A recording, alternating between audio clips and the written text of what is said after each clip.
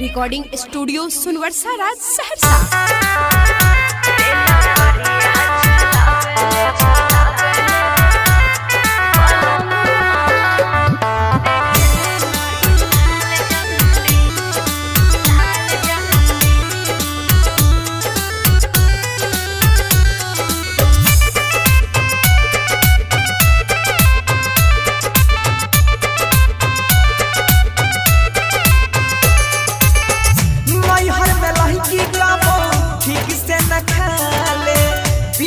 के प्यार बाटे ससुरे में मोटाले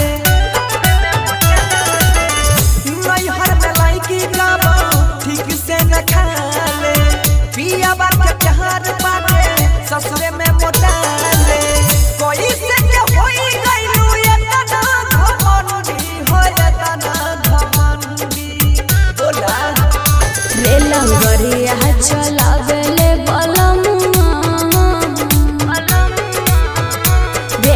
गरिया चलावेले बलमुआ देखेले नहीं लाल झंडी बेलन गरिया चलावेले बलमुआ देखेले नहीं लाल झंडी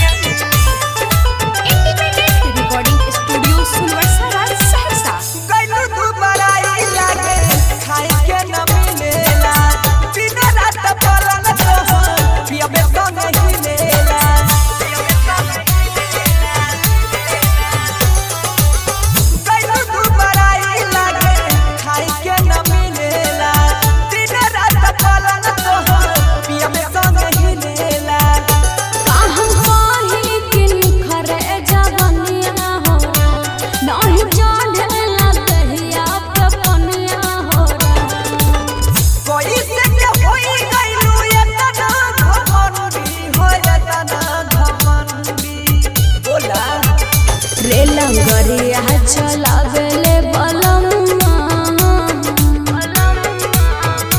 बेलन गरिया चलावेले बलमुआ देखेले नहीं लाल झंडी बेलन गरिया चलावेले बलमुआ देखेले नहीं लाल झंडी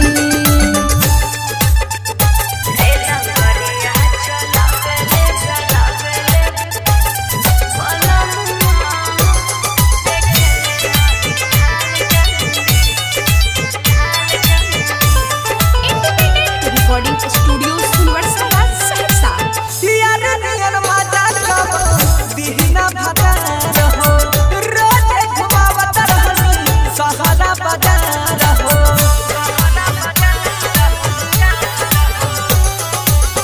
यार नियन माता कब दीना भाता रहो रोज घुमावत रहनी सहारा बाजार रहो सूरतिया